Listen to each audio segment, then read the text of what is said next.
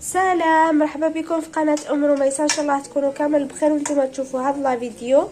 اليوم راح نديروا عصير رائع ان شاء الله ينال اعجابكم ورضاكم بالزروديه والتشينا والقارص. نسحقوا حبه كيلو تشينا وكيلو زروديه، وبيان سور نسحقوا السكر.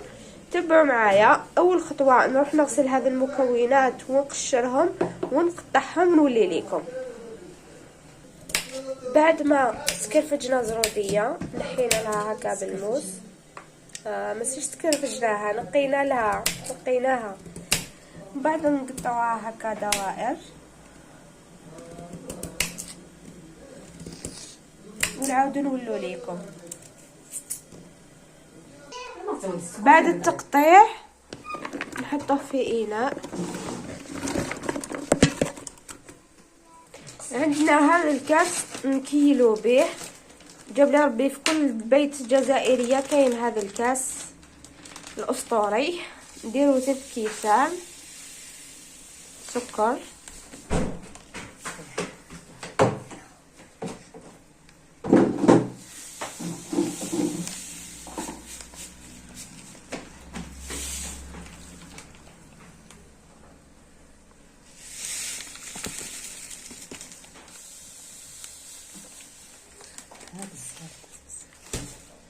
نقصه.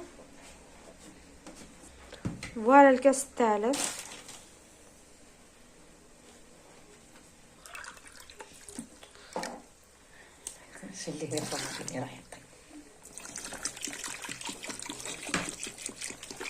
اما الماء حسب عينك هي ميزانك.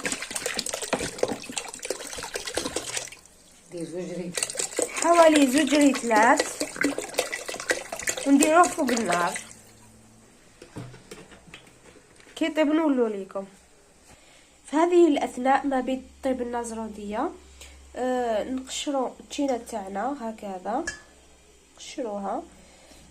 نقشروها ونحو لها هذا ونقطعوها، وبيان سور نحو العظم بالكو تزلق لكم كاش عظمه. بعد ما نقشروا زروديه ونحو لها هذا الابيض كامل شوفوا كيفاه تقول لنا، نقطعوها هكا الى شرائح. من بعد كي نكمل الكميه ونولي ليكم. فوالا كميه البرتقال تاعي بعد ما قطعته، والخليط تاعنا تاع زروديه كي راها طيب مع السكر. درنا فيه 3 كؤوس سكر. بون هذا نورمال، خلوها نشوفوا حتى طيب باش نقدروا نلحوها. تبعوا الخطوات. بعد ما طابت الزروديه وبردت نديروا كميه منها وكميه من هذاك الماء اللي طابت فيه وكميه من البرتقال وكميه من القارص المقطع شرائح، ونحطوه في الروبو ودوكا نصفوه هكذا ونعاودو نولو ليكم في المرحله الثانيه. كي عمرنا كميه من الجزر وكميه من الماء اللي طابت فيه بهذه الطريقه، كميه من شرائح البرتقال وشرائح الحامض الليمون. ولا كميه العصير اللي دارت لنا